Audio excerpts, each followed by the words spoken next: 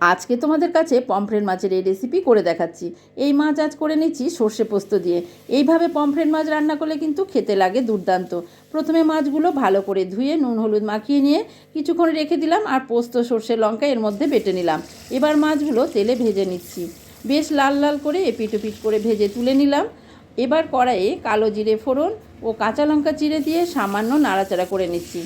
আর এর মধ্যে বেটে রাখা মশলা তেলে ছেড়ে দিলাম, আর একটু নাড়াচাড়া করে নিয়ে পরিমাণ মতো নুন ও হলুদ দিয়ে করে রাখা গরম জল আমি এর মধ্যে ঢেলে দেব।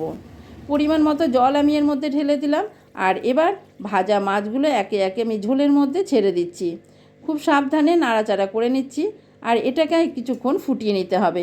এই সময় গ্যাসের ফ্লেমটা মিডিয়াম করে দিয়ে রান্না করে নিতে হবে। আর নামানোর আগে ওপর থেকে ধনেপাতা কুচি ছড়িয়ে 5 মিনিটের মতো রান্না করে নিলেই পুরোপুরি রেডি জিভে জল আনা সর্ষে পোস্ত পমফ্রেট।